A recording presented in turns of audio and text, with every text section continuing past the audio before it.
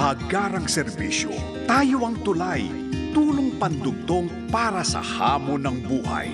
Nakikinig, nagmamalasakit, nagseserbisyo. Ninya Corpus.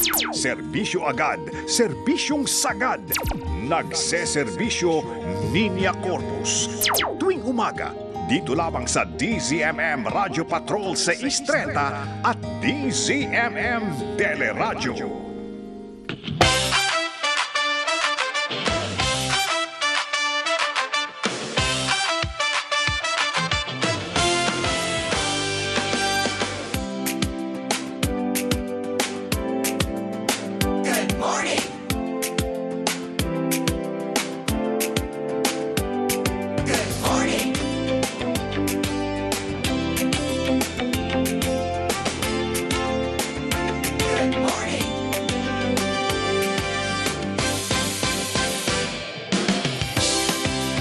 Nakikinig, nagmamalasakit, nagseserbisyo, Ninya Corpus.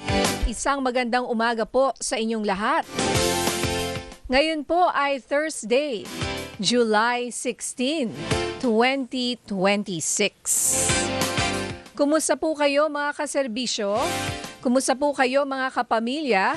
Mula sa iba't ibang sulok ng bansa at syempre sa buong mundo. Alam ko napapanood rin po kami sa The Filipino Channel. At syempre sa bayang napapanood sa PRTV Prime Media, Channel 31, sa Digital Free TV at cable provider na Signal. At syempre hanapin rin po ang aming Facebook. Live streaming po kami sa @DZMM Radio Patrol 630 at dyan rin po sa YouTube. Naimbag Abigat, partner. Hi, hello and good morning, Ate Nina. Naimbag Abigat sa ating mga kapamilya at mga kaserbisyo. Mix Bustos po. How are you today? July 16, 2026. It is a Thursday, tumbling Thursday po. Dalawang tulog na lang, weekend na. Excited ka na ba sa weekend, partner? Yes! Oo, dahil 40th anniversary natin sa Sabado dyan po sa Caloocan. Ayan, abangan po ang DZMM dyan. At excited rin tayo. Para di ka nyo ka-excited? Yes, of course! Parang inaantok pa si partner. Inaaral ko lang kasi itong yung konteksto ng ating topic mamaya. Yun lang inaaral. Oo, inaaral mo pa. Inaaral ko rin. Nire-review ko siya. Nire-review niya. Okay. So, sige, tanong kita. Exam to eh. Exam. Guest? Hindi, mamaya. Mamaya. Hindi, maganda po ang line-up namin ngayong umaga. Okay, partner, kasi makakausap po natin. Siya po, kung meron talagang eksperto sa deworming, adding MIGS, yes. Ito po ang doktor na yun. So, ngayong umaga, bibigyan linaw po natin yung deworming na ginagawa sa ating mga mag-aaral, sa ating mga learners. Kasi nga po, napakalungkot na trahedya yung nangyari kamakailan kung saan umano ay isang 8 years old ay namatay siya dahil raw sa deworming activity. Or ito ba ay may kinalaman sa isa't isa? Or wala? Diba? Yun ang tanong ng marami sa ating mga kababayan. Lalong-lalo na po yung mga magulang katulad natin, Ading, di ba? Kasi as of today, hindi naman conclusive eh, di ba? Of course, tayo po ay nakikiramay sa pamilya ng 8-year-old student po mula po sa 13 Martres sa Cavite.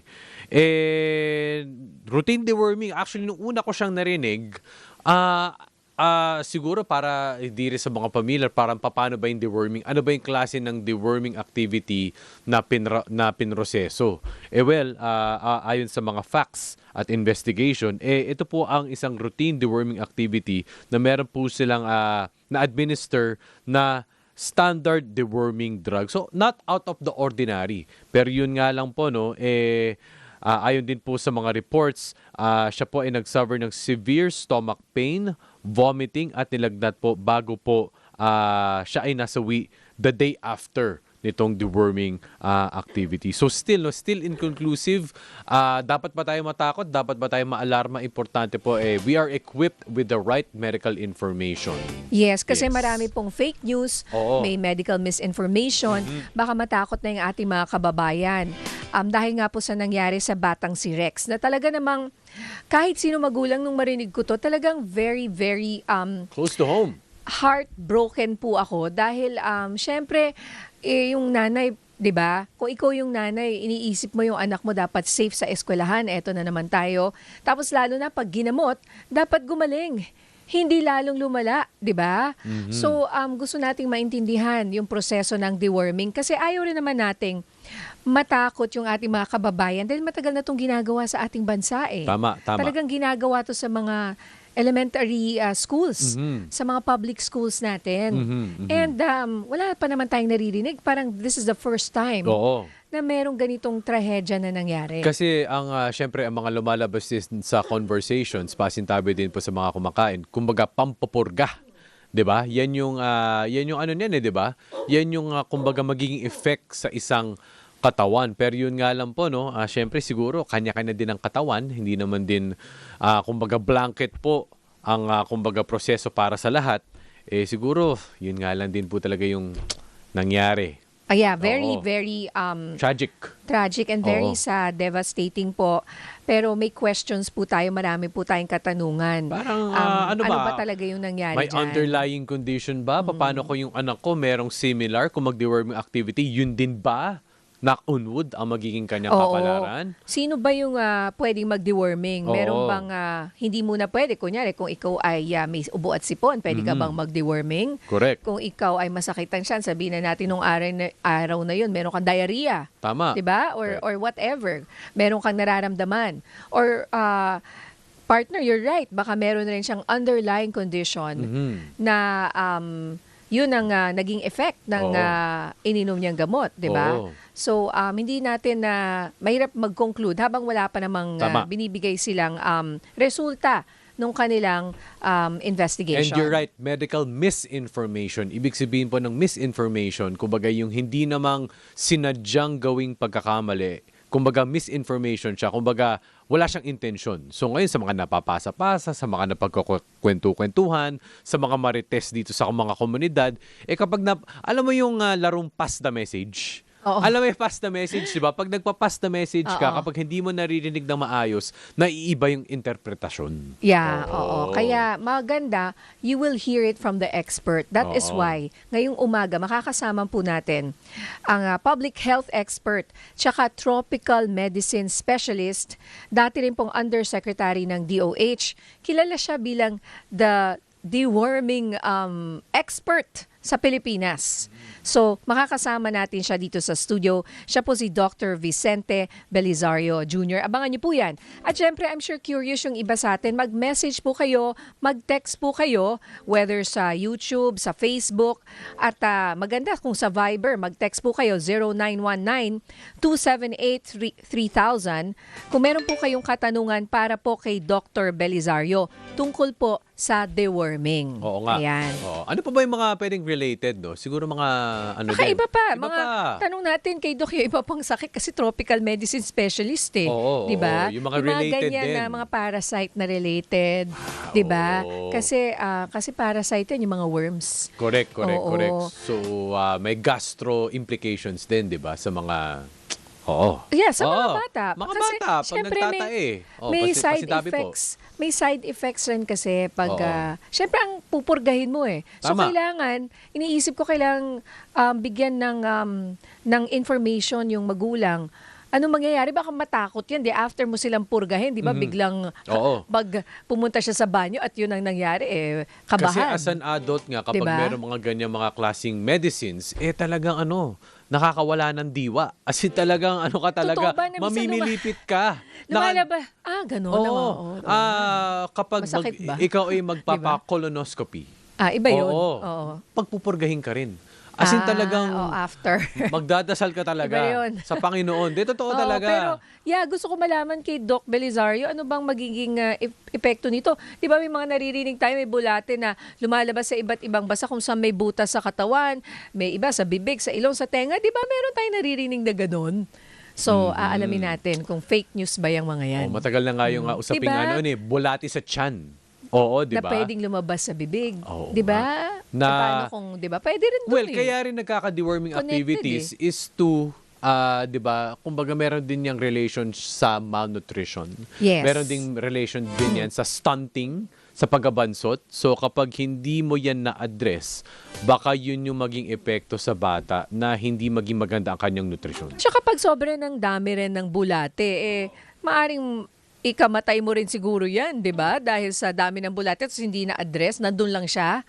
O, may masamang epekto yan kapag hindi yan naagapan.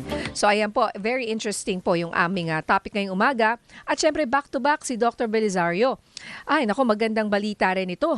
Alamin natin kung paano tinutulungan ng isang kolehiyo dyan po sa Dasmariñas, Cavite, yung ating mga estudyante na gustong makapagtapos ng kolehiyo. Kasi ang problema nga po natin ngayon ay mababa ang partisipasyon ng ating mga estudyante sa college. At kung nag-umpisa man sila, nagda-drop out. Mataas rin yung dropout rates natin. Ano bang nangyayari? Paano ba natin ito maiiwasan? Oo, ano ba? Well, siguro financial constraints, financial concerns, workload, pwede ring mga issue sa pamilya.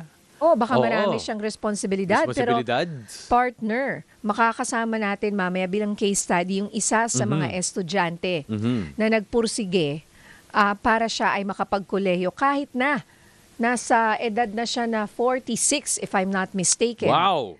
And may Galing. 2 anak. Wow, Pero ang galing. dream niya na maging isang nurse.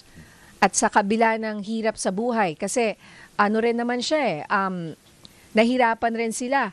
Parang nag-struggle yung kanilang pamilya. Pati siya, nung bata pa siya, di ba? Buong buhay niya.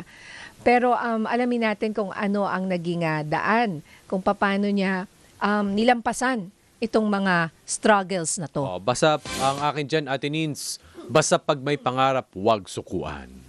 Ayun. At syempre, sa tulong yan ng komunidad, kasi minsan mangarap ka nga, pero wala ka talagang kaya. Ang hirap nun, di ba? Kaya kung meron tayong mga associations or mga organizations, mga kolehiyo, di ba, na gustong tulungan yung ating mga kababayan na may pangarap, magandang mapakinggan po natin sila at makakasama natin ang isa dyan na nagsusulong na pababain yung college dropout ng ating mga estudyante sa bansa. Okay, so ating question of the day, ano ang ginagawa nyo para mapanatiling malusog ang inyong anak? Ikaw, partner, Ading, anong ginagawa mo? 0919-278-3000, mag-comment po kayo sa ating mga Facebook and YouTube channels. Ginagawa po natin, dapat proper rest. Kumbaga, as much as possible, pinapakain ng tama. Yun, tsaka tulog siguro, no? Yung sleep, very important. Kailangan na tanggalan muna ng gadget yan. Oo nga Dapat by 8 o'clock wala na. Iba-iba Oo. Yung panganay ko, ayaw matulog sa hapon. Yung pangalawa ko, natutulog sa hapon. Ganon, may ganon. Pagdating sa gabi, parehas silang gising. Kaya may nagsabi nga sa akin, doktor dating, doktor ko, actually yung pedya ko, mabuti pa na wag na siyang matulog sa hapon. Para tuloy-tuloy sa gabi. Para maaga siya matulog, diretso yung, tulog When? niya, hindi siya late matulog. Kasi kung lumagpas na raw ng 4 o'clock, wag mo nang patulugin. When? Oo, Yes. when is yes in Yes. Ilocano. When? Oo. Yung mga 1 o'clock, 2 o'clock, pwede pa Pwede pa. Pero pag mga 3, 4, 5, medyo... Parang kape din yan, Ate Nins. Oo. Pag magkape ka ng after lunch, naku, baka late ka makatulog. dapat Oo. inaantok na siya. Bandang Tama. 7 pa lang, antok na siya. Di ba? Para maaga When, matulog. manang, when. Ayan, okay. So, i-share nyo po ang ginagawa po ninyo. Baka marami rin po kami matutunan mula sa inyo. 0919-278-3000. Ang oras po natin, 11:15 ng umaga, magbabalik po ang nagseserbisyo, Nina Corpus at Migs Bustos.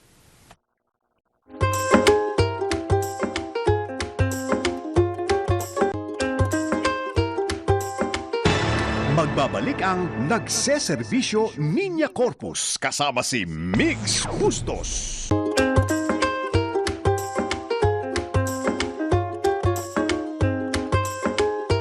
Nagseserbisyo Niña Corpus at Migs Bustos sa DZMM.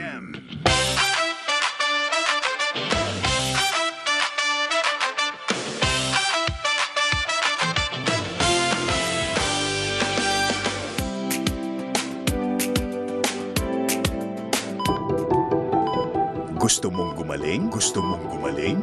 Sundin ang payo ni Dr. Serbisyo.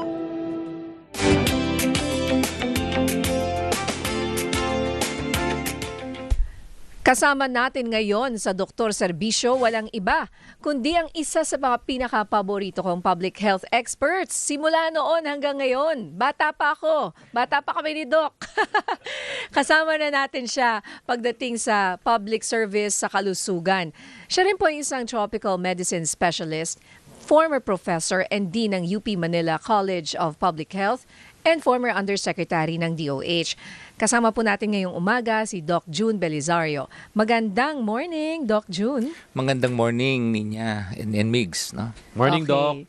Doc, so syempre marami ngayon ang affected at nababahala at na-shock, gulat na gulat doon sa nangyaring kesyo namatay raw ang batang si Rex dahil doon sa deworming activity, Doc June. Una-una, ano ba itong deworming na proseso? Okay, ang deworming, ang pagpupurga, na pagbibigay ng pampurga sa mga bata ages 1 to 19. That is a national policy of DOH. Mahigit 20 taon na. No? So hindi ito bago na kailan lamang sinimulan. No? 20 years na po itong ginagawa. Pero naging maigting ang kampanya ng Department of Health 10 years ago kasi nakipag-tie up na with the Department of Education. No? Kasi mahina ang purga, pupunta sa health center, o kaya pag hindi ka pumunta, hindi ka mapupurga. Correct. No? Remember that ang aming baseline findings sa UP, 70% ng bata sa Pilipinas ay may worms. That was 20 years ago. Alright? Pagka nag-cross ka ng 50%, na ang sinasabi ng World Health Organization, pupurgahin mo ang lahat 2 times a year. Because mas murang magpurga kaysa mag-examine ka pa, baka ma-misdiagnose pa, hindi makikita yung itlog na nangingitlog. No? Yun yung mga bulate sa bituka ng mga bata. No? Ayaw natin ng bulate sapagkat ito ay sanhi ng maraming mga komplikasyon. Ang pinaka-common na dito, 3Ps, Migs. No? Ano yung 3Ps? Payat, pandak, poor school performance. Payat, no, Bisaya, niwang, skinny, so English. Pandak, sa Bisaya, piden, putot, no? Mababa ang height, no? Hindi kasing taas ni Migs, for instance, no? Kasing taas ko lang. At ang pangatlong P na akala natin walang koneksyon, poor school performance. Right. Napatunayan na, ang mga binubulate hindi nakaka-concentrate sa school. Kasi masakit ang tiyan o kaya absent. Hindi mahina sa school yun. No? So, PPP. Ang pampurga, tanggal ang bulate, mababaliktad mo yung P, maiiwasan mo yung 3 P na yun. Ayun. At i-add ko lang, sa Ilocano, nagkutong ka. Nagkutong. Ni Migs, nagkutong. Ano yun? Ano yung nagkutong? You're so payat. You're so payat. You're payat. Wow. Yun, Ilocano sa to Bisaya, Niwang. Niwang. Oh, Opo. Pero Doc, no, para po sa at least mga new parents din na siguro of age din ng deworming, ang bulate ba? Sorry for the question. Ito po ba ay innate or is this acquired? Acquired po siya. Nakukuha siya sa environment mix. No? Ito ay galing sa lupa. Paano nakarating sa lupa? Ano ang galing sa lupa? Ito ay itlog at saka mga bulinggit na bulate na napasok sa paa pagka naglalakad ng nakayapak.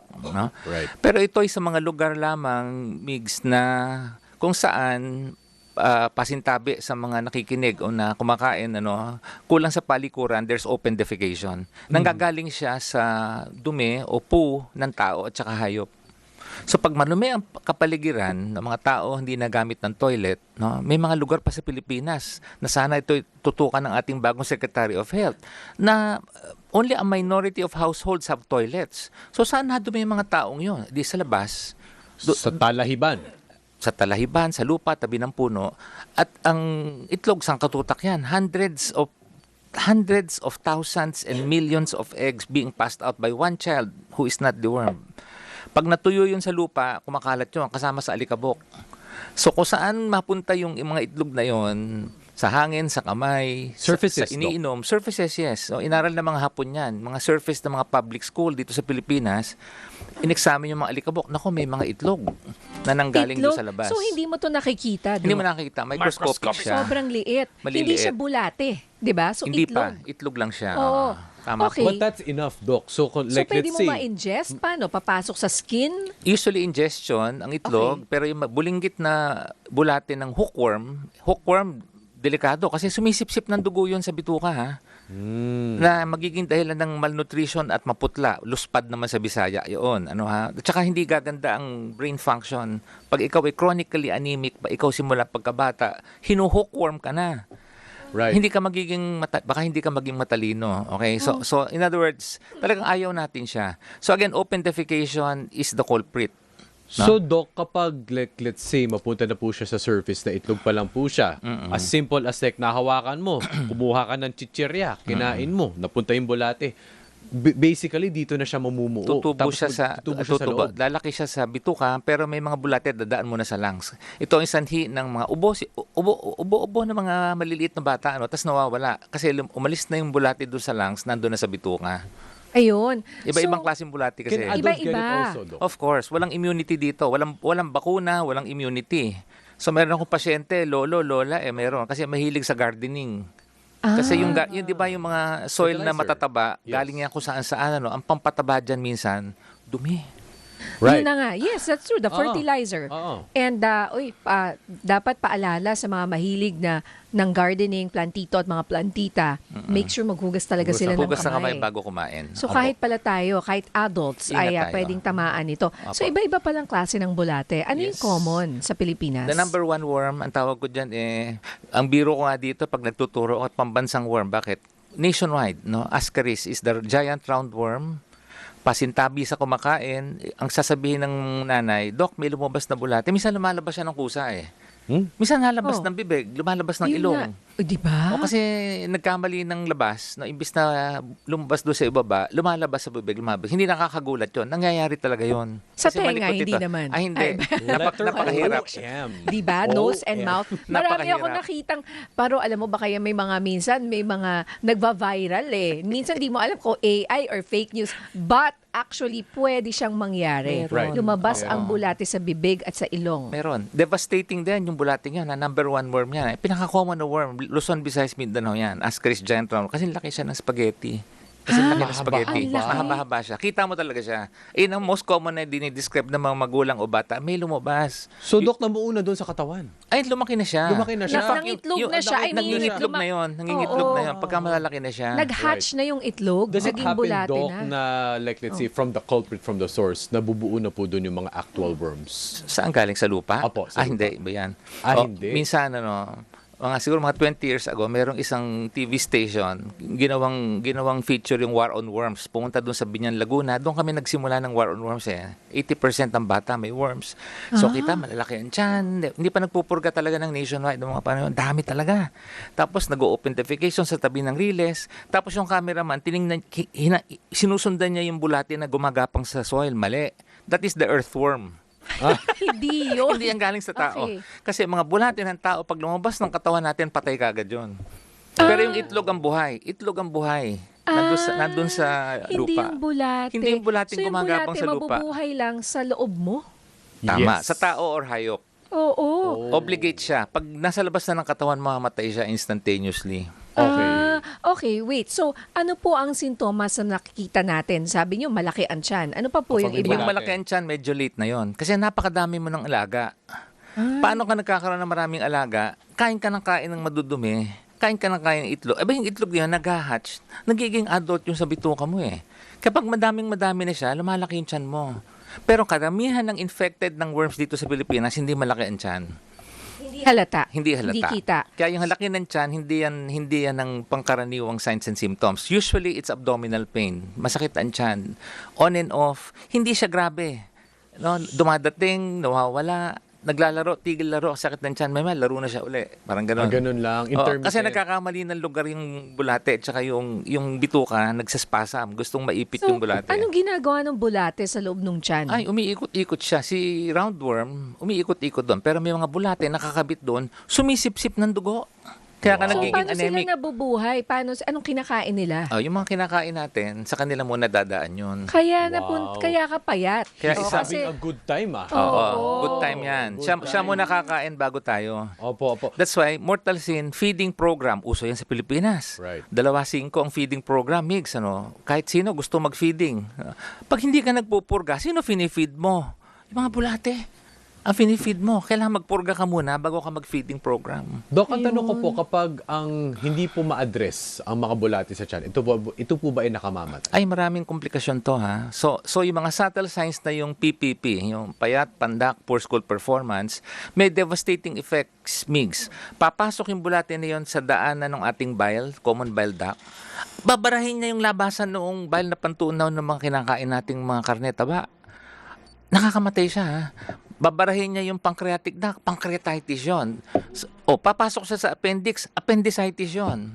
Sa PGH, isang pinagawa namin sa mga bata, sa mga medical student for elective, tingnan mo yung lahat ng appendix na tinanggal sa appendicitis. Madaming appendix na may mga itlog ng bulati doon sa paligid. Ibig sabihin, meron ng itlog na bulati doon sa mga appendix na yon. kaya baka Bago tinanggal yung appendix.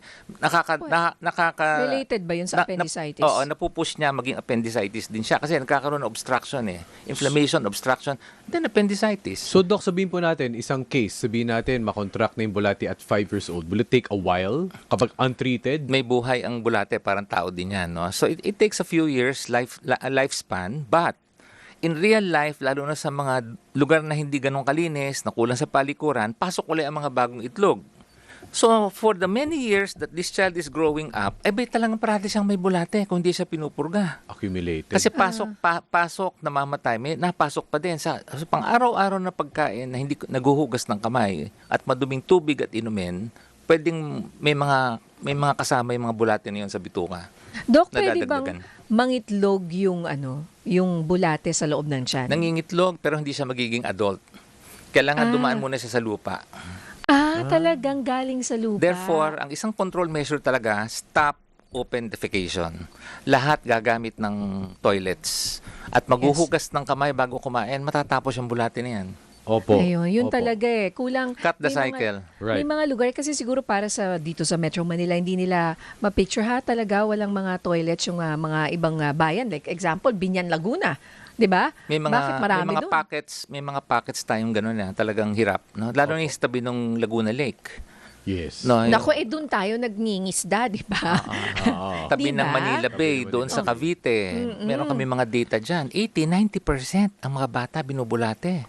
Wow. Dok, 'di ba, yung mga bahay na on stilts, yung mga Yan, walang nasa toilet yun. Walang toilet yun Exactly. Oo. Hindi ba? Correct. Kaya minsan talaga, kailangan ma-stop yun Or make sure meron silang toilet. Tsaka, Access. Kasi saan sila? Kaya sila Opo. nakatayong ganun Opo. sa dagat. So, Doc, ngayon, just to River. further contextualize ito pong national issue po siya, kaya natin siya pinag-uusapan. Ito pong deworming activity. Routine siya, ano po ba talagang ginagawa, and bakit kaya may ganito Saka, nangyari? ganun ba talaga kalaki raw yung tablet, yung dinidescribe ng mga parents? Bakit Opo. daw mas malaki kumpara dati? Okay, so it's a national activity every January, July. National policy po yan ng DOH at Department of Education. Ginagawa din yan sa health center. Okay, nagpupurga sa health center. Meron nga health workers, pupuntahan pa sa bahay. Yung mga masisipag na health workers, pupunta pa dun sa mga bahay ng mga bata para purgahin ng mga bata. In other words, ito ay napaka-common activity na for the last 20 years. Okay? In fact, nahuli na nga tayo 30 years na nagsimula ang Africa, ang Philippines nagsimula lang 20 years ago. Okay, so nahuhuli tayo. Alright. So ang gamot ay parating iyon, albendazole, yan simula ng programang ito. Ito ay binibili ng Department of Health, local government, or ng Department of Education. Pare-pareho ang gamot dapat na albendazole, 400 milligrams. Same dose po ito, ages 1 to 19. Ang gamot na magandang bigay sa bata, yung nangunguya ang gamot. Chewable. Chewable po siya. Chewable. Oo. Hindi mo pala lulunukin. Hindi chewable po siya. Lalo na yung meron pang mga brand dyan na may lasa Yung unang lumabas dyan, orange flavored tablet. Hindi mukhang gamot. Right. So ano Oo. kaya yung binigay raw sa kanya na malaki? Hindi po natin alam yon, na kasama po siguro yan sa investigasyon na ginagawa at saka saan galing yung mga gamot. Kasi drug quality also has to be checked. And how big is it? Gaano kalaki? It's about Dapat this big. Para medyo siyang parang- tableta na mukhang kapsula. parang paracetamol Kasi laki na. ng kapsula pero tableta po siya. Chewable po siya. So hindi mo dapat lunukin na ganun. Para Opo. hindi naman mahirapan yung O, wala bata. So namang parang nagchuchok. candy. Kasi nga pwede siyang Mag-choke eh. pwede siyang mag-choke pag lunukin pero pwede ho siyang i-chew. Kaya nga Kaya- madali siyang i-administer kahit sa school. And then pag you take it and may bulate ka, lalabas na yung bulate. Okay, give it about 1, 2, 3 days, no. Ang unang-una kong sasabihin din, pag pinupurga, hindi ho papatayin kaagad yung ang bulate kasi minsan lumalabas, gumagalaw-galaw. So it actually paralyzes the worm. The drug mechanism is mapaparalisa ang worm. So that yung andar ng bituka natin ang maglalabas sa kanya palabas. Right. Hindi Parang hindi na siya gumalaw, tapos So, naturally siya po siya pag mag- nilabas mo Kasi siya- naturally matibay siya yung paggalaw ng pagkain doon sa loob ng bituka at galaw ng bituka hindi siya natatanggal kasi malalakas na bulate yan eh. Yung iba nakakapit, nakakagat, ayaw bumitaw. Pero pagka binigyan mo ng gamot, bibitaw sila doon sa pagkakagat na nagiging sanhi ng pagsipsip ng dugo. Tapos again, yung peristalsis pag andar ng bituka, i-expel po siya palabas. Yun. So marami ba pag ganon? Parang nakakatakot, Depende parang spaghetti, sabi nyo? kung maraming alaga, marami. Minsan nga pag masyadong marami, hindi kaya na isang gamot. Kailangan isa pang walis para matanggal mo ang lahat ng dumi doon sa loob. So, Doc, ano po ang Heavy effects intensity. sa bata kapag nag-deworm na? Okay. So, pangkaraniwan ang side effects, mix. Kasi nga gamot, may side effect. Ultimong paracetamol, may side effect. Antibiotics, anti-TB, anti-hypertensive, lahat ito may side effect. Okay? Ang pampurga may side effect. Pero usually, no, sa literature at saka sa ating experience with hundreds of millions of doses already given out, no, usually mild and transient abdominal pain is number 1. Sasakitan tiyan mo. No? Number 2, pwedeng mahilo, gustong mapasuka, o minsan sumusuka talaga, lalo na yung maraming alaga. Yan ang pinakamaraming side effect. The more worms, the more side effects. Na over time, pag pinupurga mo na yan every 6 months, konting-konti na lang yan o baka wala na, kaya wala na side effect. So kasi yung description ng nanay ni Rex po, nagsuka siya. Sumakit lang siya, nagsuka. So kumbaga parang nagwo-work na dapat yung tableta na yun, yung chewable na yun eh. Pero bakit siya namatay? Kaya, I mean, these are Hindi natin speculations alam eh. lang. Hindi natin Sabi alam. po, Oo. sepsis or septic shock. Can that be related? Walang koneksyon ang bulate at septic shock eh. At saka walang koneksyon ang deworming at sepsis at septic shock. Magkaiba pong storya yun eh. So, dahil sa sinabi niyo po, it's safe to say, based on what you just said, na hindi siya namatay dahil sa deworming. Dahil sabi, septic Pero shock sana eh. malaman natin ang mga detalye ng mga facts. For example, ilang oras bago nahilo. Kasi malalaman din natin yan. Related ba sa pagpurga yan o hindi? Malalaman yan ng doktor eh. Baka may nangyari in between. Posible. Posible. O kaya Hindi pa natin meron alam. siyang pre-existing condition na Right. hindi natin alam. Okay? Or baka napakarami niyang worms na talagang grabe yung reaksyon ng kanyang May katawan. mga posibilidad na ako ayokong unahan yung investigasyon. Gusto kong malaman yung facts para masabi natin pwedeng relate. Kasi kahit na, ang tawag namin dyan, causation, uminom ng gamot, no? Malalaman mo, probably related, likely related, or unrelated, no? Based on the facts. So, kulang tayo ng informasyon nakakalungkot nauna ang media, kinonek agad sa deworming. Kaya yung deworming program ngayon, nako-question. Parang, Yes. Parang sa dengue vaccine rin yan. parang dati, ganun di din ba? yan. Exactly. Oo. So, But pero ang- at least napapaisip rin ngayon na baka dapat may mga protocols para naman ma-ensure na safe yung mga bata. Baka may mga conditions na hindi ka pwede muna mag-deworming kung may, Meron po kunyari, ganyan. may sakit or what. Ano SOPs yung po hindi yan. May pwede? SOPs po ang DepEd at ang DOH at ang local government na hindi naman kahit sino pupurgahin mo. So, number 1 sa DepEd, nagre-require sila ng consent form. Okay. Ang nanay na may sakit ang bata, hindi ka magko-consent. Okay? Number 2, syempre, bago mo ibigay ang gamot, health worker ang magbibigay eh. Ang teacher tumutulong lang eh. And then alam natin kung ano ang bata na pwedeng bigyan at saka batang hindi pwedeng bigyan. Usually pag napunta sa school, they're generally okay because they go to school eh. Unless the child is complaining about something. Ano ba, masakit, nilalagnat ako, pumasok ako sa school, ako ide-defer. Ang turo ko sa mga health workers na frontliners, when not sure, defer. Pag hindi ka sigurado, wag mong pilitin. Opo. Kasi mahirap masisi. Katulad nito, Yes. nasisi tuloy pati yung teacher nasisi. Oo. Kawawa naman. Kawawa rin naman Oo, yung tulong teacher lang. kasi ginagawa lang niya yung pinapagawa sa kanya. Tumutulong lang yan eh. Hindi mo siya Diba? nag-administer. Alam mo, Tumulong gusto rin ng mga teacher yan, you know why? Pag napurga yung mga bata, the teachers notice the children are more awake and attentive to them. Right. Rather than they're sleepy, ang kwento mix, no, early morning, mga binubulate, ay inaantok na po sila. At saka sumasakit ng tiyan, lumalabas. O kaya kailangan pauwiin. When the teachers saw that the children are getting well with deworming, ay pati yung teachers inspired na magpurga. Ganon nagsimula yung war on worms eh. Right. Opo. Opo. Okay. Panghuli pa mula sa akin, Ate Nins, should we be alarmed, worried about deworming po as parents? Okay, una muna yung pangyayari, hintayin natin ang final word ng investigasyon. Number 2, deworming is one of the safest public health measures we can do to actually allow the children to grow healthy. Naiiwasan yung 3 P. Okay? Ang desisyon ay nasa magulang. No? Kung ang magulang ay may alinlangan, of course, we respect that. But in areas that are high risk, MIGS, ito yung mga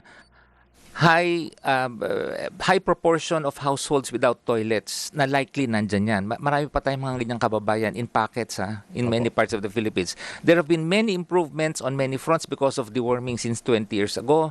Pero may mga lugar na iwanan. Indigenous peoples, 80% pa dyan binubulate. Yung mga ating mga kapatid na Aita Manobo, meron kami mga pag-aaral dyan. Tapos ang mga magulang doon hindi tumatangkad, mas matangkad sa balikat ko. Ang liliit nila. Tapos namamatay na maaga yung tatay kasi nakakaroon ng heart failure due to chronic hookworm. So in other words, hindi nga pinapansin masyado eh. Pero actually, ang government is already doing the first major step and that is keeping the child healthy, deworming 2 times a year. Coupled with water sanitation hygiene ha.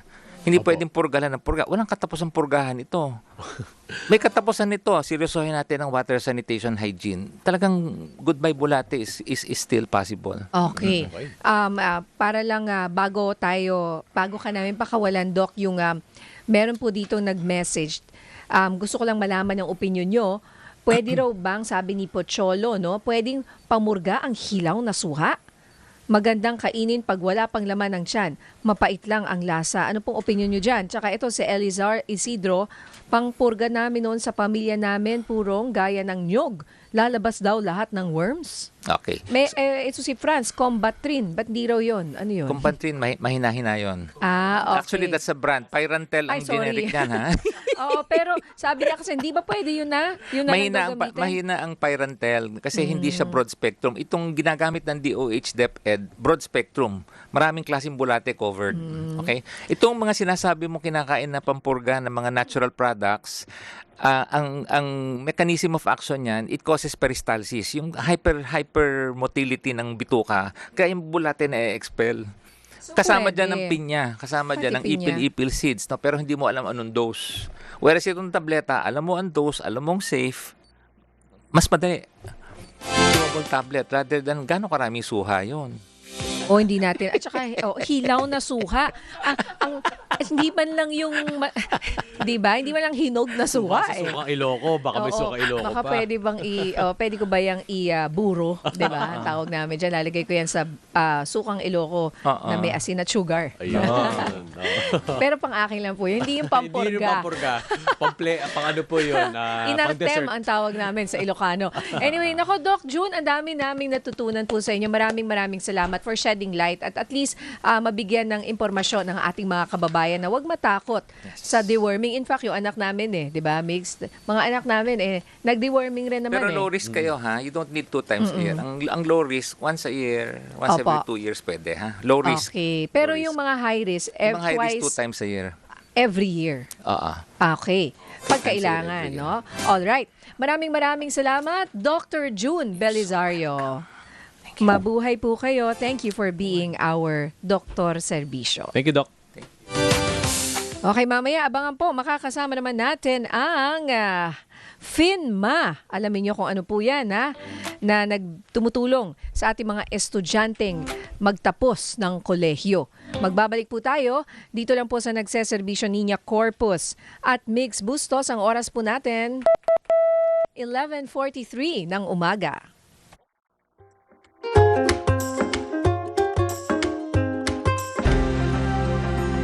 Magbabalik ang nagseserbisyo Niña Corpus sa DZMM Radio Patrol 630. Nagseserbisyo Niña Corpus sa DZMM Radio Patrol 630.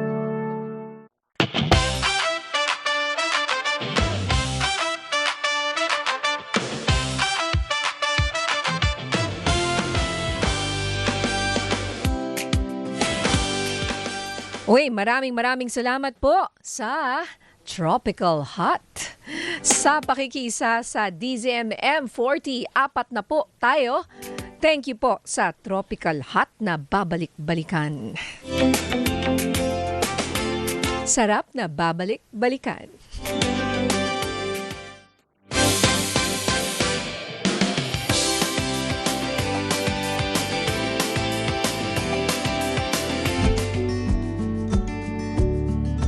Taos-pusong tumulong, walang itinatangi, walang pinipili. Sila ang ating mga bayani. Sino po sila? Sino po sila?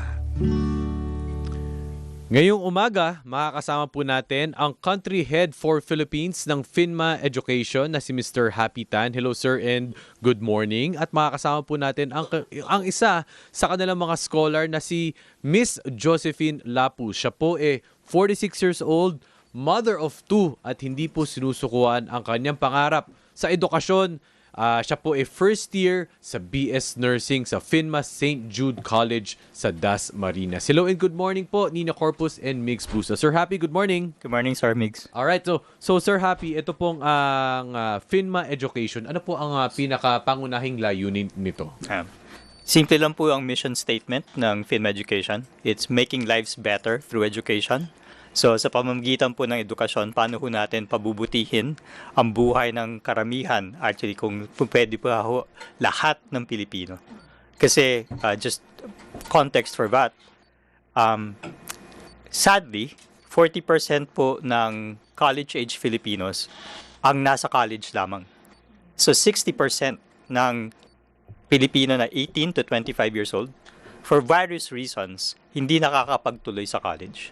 So, ang mission po ng FINMA Ed ay tanggalin lahat ng mga balakid kung bakit nahihirapan ang karamihan ng mga Pilipino na ipagpatuloy ang pag-aaral. Okay. Sir Happy, ano po usually mga balakid na ito? That's good question po, ma'am. Definitely, yung gastos ng pag-aaral, right? Isang malaking bagay yan. Kaya nga yung free education sa public schools, malaking tulong din yan. But, madami pa pong ibang issue.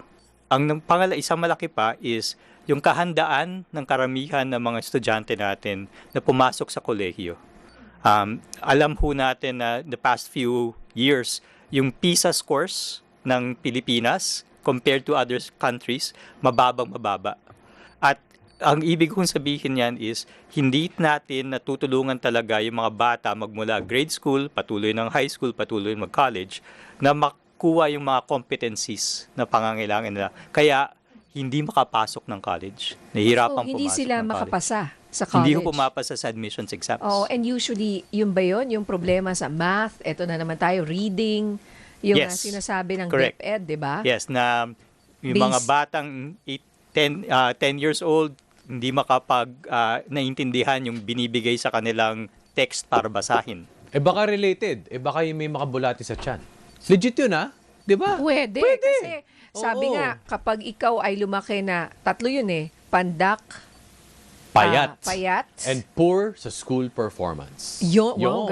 wow, pumasa si diba? Mix. Pumasa. Memorize. 3 out of 3. Three Totoo. piece. Tama po yun. That is- Stunting is a problem. Yes, oo. Yung pagkabansot. And it has to do with malnutrition. Aha. Sadly, mahina na nga yung ating educational system, nadagdagan pa ng problema ng malnutrition. So, pag hindi na-develop yung learning capacity ng bata at the age of 2, 3, kahit kagano kagaling yung ating learning system, may hirapan. So, dalawa problema natin. Yun na nga. Opo. Actually, patong-patong na problema. Pero Yeah. punta lang natin si Miss Josie Lapus. Kasama po natin siya ngayong umaga.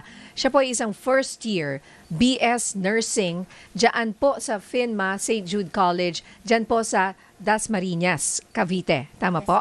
Alright. Good morning po sa inyo, Miss Josie. Good morning. Oo. So, ilang taong ka na? Yon. Tama ba ako kanina? 46.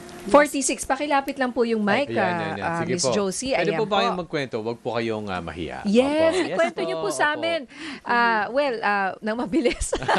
Kung paano ho kayo ngayon naging first year BS Nursing sa edad na 46? Through PINMA po, tawag nito, sila po talaga yung nag-inspired sa akin na despite sa edad ko po, handa po silang tumanggap. Hindi po sa balakid po na kahit ano man, bata, matanda, tanggap nila at binigyan nila ako ng pagkakataong Opo. pumasok at ma-chase at ma-pursue yung matagal ko ng pangarap. Opo. Miss Josie, bago po nito, ano po ang inyong pinagkakaabalahan? Paano niyo po sinusuportahan ang inyong pamilya? Support po ng pamilya ang galing sa ate ko at galing naman sa asawa ko sa abroad. Opo. Yung support sa mga anak ko. So ano po yung nag-udyok sa'yo na, sige nga, kahit 46 ako, meron akong 2 anak, kaya ko pa rin mag-aral? It has always been na pangarap ko talaga maging nurse kahit bata ako. Naging balakid lang talaga yung walang financial stability sa buhay. At madami po kami magkakapatid. Yun nga, alam ko, binasa ko kasi yung background mo. Alam mo ba tong si Miss Josie, naging OFW rin yan, nag-Dubai ka, di ba, pabalik-balik? So, Yes, nagtrabaho rin siya. So, nakatapos ka ng ibang college ba? Paano ka nakapag-Dubai? Or Undergrad po. undergrad? Yes. Oo. So, ano naging trabaho mo doon? Naging naging una staff, tapos pag-apply pa lang, staff pa lang, tapos through hard work, na-operan po ako ng opportunity na ma-promote. Naging, at lastly, bago pa man ako mag-asawa, naging assistant manager po ako sa isang fast food restaurant. Yan, Oh. sa Dubai. So may career growth, di ba? Oo, kaso ikaw hindi pa siya umuwi. nakapag-college. Hindi pa siya nakapag-college. So Oo. talagang pangarap Oo, na iba pa matupad. rin. So Sir Happy, paano po natin kumbaga nalolocate yung mga cases po katulad po ni Miss Josephine? And paano rin natin sila kumbaga may requirements ba sila for scholarship? How does that Okay. work, sir? So, as we said po kanina, patong-patong yung problema. So, we need to have a combination ng interventions para tulungan sila. So, ang isang malaking bagay sa amin is, maliban sa scholarship, kailangan talaga babaan namin yung aming tuition. Simula pa lang. So, we need to be very efficient in the way we run the school. Kasi, pag nakatipid kami ng piso sa pagpapatakbo ng eskwelahan, mabababa namin yung tuition by the same amount. So, 1. Tapos po, sa FinmaEd, ang scholarship namin hindi perang binibigay kay Ma'am Josie. Ang binibigay po namin ay discounted price dahil yung operations namin very efficient. So, for example, yung student-to-teacher ratio, yung productivity ng faculty namin, mas mataas compared sa other schools. Yung pang utilities, isa pang gastusin yan ng eskwelahan, lahat po ng eskwelahan namin solar power na. And yung may water recycling para lahat ng mga gastusin na minsan napapasa sa estudyante, hindi na namin nagagawa. Pero meron pa pong isang mahalagang ginagawa kami kasi tulad ng sinabi namin kanina, yung kahandaan ng estudyante para mag-college, actually mababa po yun sa Pilipinas. Here's the sad thing about the Philippines. Yung grade 12 student sa Pilipinas, ang kanyang math, science, and writing proficiency, hulaan nyo, anong year? Grade 12 sila na-graduate, pero yung kanilang skills, anong level? 5, 6? 4? Yes. Grade- Unfortunately, grade we have 6. grade 12 graduates with the proficiencies of a grade 4 student. Grade 4? Yes. Grabe. Yun yung 8 years old. 7, Grade- 8 years old. Yes. Nag-improve yan dahil nagkaroon tayo ng K-12 reforms, pero dahil nag-pandemic uli, bumagsak uli. So, isipin niyo yun, right? You have grade 12 students who can only understand grade 4 English, pupunta sa college. Paano Tap- yun? Exactly. How can Right? they go to So, college? isa pa hong problema ngayon Oo. is dropping out. Hindi lang wala lang good records ang eskwelahan ngayon na sa Pilipinas. Pero if you look at the number of students who enter college but actually drop out after 1 sem or 2 sems, problema po yan. Yun. Punta naman natin si Miss Josie, ano? So, nagbabayad pa rin siya kaparin ng tuition. Yes, Discounted lang. Kasi mahal ang nursing, ha? Ang ating mga kababayan, sobrang, ano yan eh, mag-iipon, magbebenta ng pati kotse, bahay, di ba? Para lang Kalabaw. Kalabaw.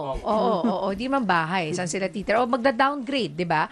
So, paano niya nagawa? Magkano ho ba yung tuition? Curious lang po ako. So, usually po, ang FinmaEd, ang average tuition namin is about 15,000 pesos full paying per semester. That is almost half the price of the usual private schools. So, Yes, yes, but oo. in addition to that, sinusubukan pa namin magbigay ng dagdag na scholarship. So, for example, in the case of Ma'am Josie, it's dahil nursing, medyo mas mataas yan. So, mga ginagastos niya ngayon, mga 13,000 pesos, pero kasama na books and uniforms. In other programs, sinusubukan namin 10,000, 7.5. In some cases, pinabababa namin sa 5,500. Anong course yan, for example? Business administration and education. Kasi konti lang ang labs. Education meaning pwede silang maging teacher Yes. after. Yes. Oh, okay. Ano pa yung ibang course? Curious ako. Baka may mga Okay. gusto mag-enroll. So, Kasi ang mura eh. Yes. Not bad, not Tsaka bad. maganda yung teacher-student ratio. Mm. Oo. Matututo business talaga. administration, education, criminology, yan ho yung mga programs na sikat sa mga lalawigan. And then, nursing, education, engineering, IT, and yung mga medtech programs because yan yung mga trabahong pwedeng pumunta sa ibang bansa. Yan. Ang tanong ko ngayon kay Josie, kamusta naman ngayon sa school, 'di ba? Sa Hindi ka ba sa nahirapan mga pala, klase, kamusta yung adjustment mo? Tsaka talagang porsigido ka na matapos itong nursing. Portuguese po ako matapos.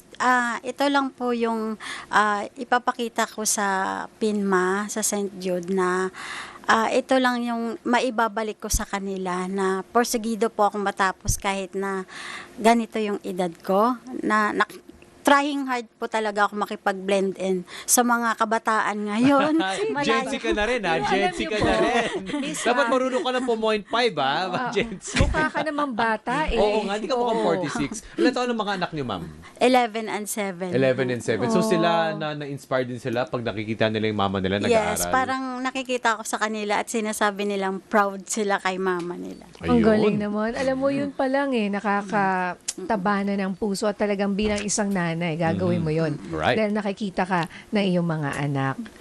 Okay, naiyak si Miss Josie. Bakit? Siyempre, kapag pinag-usapan yung anak, siyempre, andun tayo sa, yung nakaka-touch kasi yung kwento namin ng PINMA, yung gateway, yung pagbukas nila ng pinto sa akin. Bilang nanay, hindi ka na lang mag-stay sa bahay. Pursue ka pa rin ipagpatuloy yung pangarap mo para sa mga anak mo at magiging mirror ka para sa kanila. At titingalain ka nila, proud sila, ganon. Oh, alam mo, nakakataba talaga ng puso at I'm very happy na narinig namin yung storya mo, Miss Josie. Sana may mga nanay rin nakikinig ngayon na baka may gusto pa silang gawin at ma-empower po sila katulad ni Miss Josie na kahit against all odds, di ba, ay pinupursigi pa rin niya yung kanyang pangarap. Iba ka pa rin po kasi kapag may sarili kang sweldo, di ba, bilang Empowered. nanay. Oo. Oo, hindi ka lang Asa. umaasa at asa sa iba. Mhm. Yes. So, good luck sa'yo. We wish you all the best. Balik ka pagka-graduate, Oo. di ba? Ang tagal pa nun. Or baka every year. Congrats in Ipa-follow advance. up natin. Manifest natin. Yes. Well, thank you so much. Very quickly, Sir Happy, no? Paano makontak ang FINMA? Baka may gusto mag-enroll. Oh, sure. Finmaed.com, www. So, madali din, pinakamadali. We still have also similar Facebook page. All right. Alright. Yan po siya. Happy Tan, ang country head for Philippines, Philippine Investment Management Consultants Incorporated. Ito po yung FINMA ng St. Jude College of Dasmariñas, Cavite. And of course, Miss Josie, ang ating nursing student. Lapus, siya po ay nag-aaral dyan bilang scholar, no? Ng FINMA. Mabuhay po kayo. Maraming salamat.